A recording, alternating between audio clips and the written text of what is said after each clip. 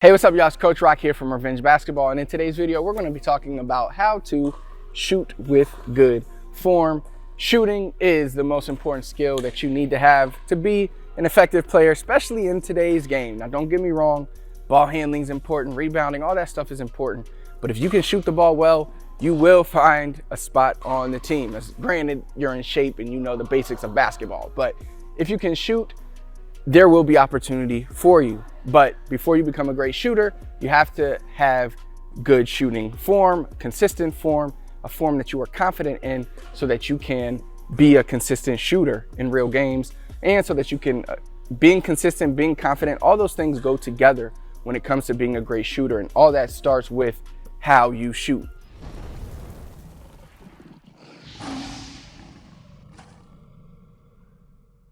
If you're not comfortable in the way that you shoot, if you're not confident in the way that you shoot, you're not going to be a good shooter. For example, when I was younger, I always was trying to change my shot. Like one day, because when I was growing up, like Ray Allen was big, Steve Nash was big, Iverson. So one day I want to shoot like Ray. Next day, maybe next week, I was trying to change my form, make it more like Iverson. And long story short, I just kept changing my form and I never was comfortable. Like sometimes I would shoot from here, here, here, here. Then I watch a video where somebody would tell me to have the ball right here. Then one of my coaches in high school would say, no, you want to have it up here. So there was just so many people telling me different ways to shoot. And I just got so confused. And I was never confident in the way I was shooting, because warm-ups, I would probably shoot different than the game. Because I would say in the game with the pressure on, whatever's natural, I would say, is going to show up. No matter how many times you try to tweak your form, until you make that feel like your natural form, you're always going to revert back to what feels natural. So how can we fix this? Well, we try to build our form up from what feels natural for us. So it's not you follow one particular style of shooting. It's you follow what feels best for you, following, some of the basics.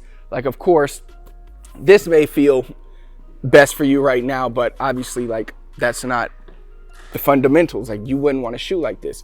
So you want to have the fundamentals as a baseline, ball around here, kind of this sort of angle in your shot. You want to have a follow through, hold your follow through. Your feet can be here, like you want to have a good base. You want to remember all those key principles, but then you want to adjust those to yourself, to what feels comfortable. And that's how you're going to develop a good shooting form. Another mistake I see players do is, and I'm probably the cause of this too, but I started realizing it over the years of training, is this just because the way I was taught. We were always taught to come in and shoot right under the rim, warm up our shot, form shooting. But the problem with that is that shot is different than your shot out here from three. So, and even your 3-point shot is different from your mid-range shot. Now, I know everybody says, no, you should have the same shot everywhere you shoot, but that's just not the case. Because if I'm going full speed and I'm pulling up quickly here, it's just going to be a different shot than if I'm stationary, catching the ball right here and getting into my shot. But regardless, both of those shots are different than just standing here and form shooting, right? Completely different shots. So if you spend a whole lot of time practicing form shooting right there, as you move out, your form is just, it's not going to be natural. So what happens is players okay, you got to fix your form. How do you fix your form? Spend all your time doing form shooting under the rim, and then you should be good. And then as you move out, try to keep that same form that you used under the rim. But that's not the best way to go about it. So what I recommend doing, and this is probably different than most trainers would ever teach, but I would find where you feel comfortable shooting, how far you feel comfortable shooting, just naturally. Don't think about form or anything. If I just say, hey, where's your range at right now? And you'll probably pick somewhere. A lot of kids will probably pick right here. Then I'll say, okay, take 1, maybe 2 steps back. And I want you to see how close you could get it to the rim. Where does your shot kind of break down at? And then from there, we'll look to build up your shot from there. So I'll look at kind of what are some things that you could fix. Maybe you're shooting way up here because under the rim, you shot there, but maybe you need to bring it down a little. It does you no good. It does you no good to shoot form shots away, because in a game, you're never going to shoot that shot way down there like that. So you're going to be out here,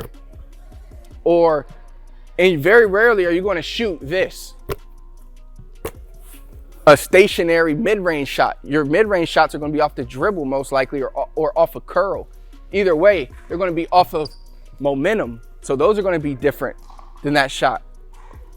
So usually I'll have players, and I've seen players improve drastically the three-point shooting just from one session of doing this, of starting further out and focusing on some of the things that they probably wouldn't focus on, like targeting the rim. Like, I think that's the most important aspect of shooting, regardless of your form.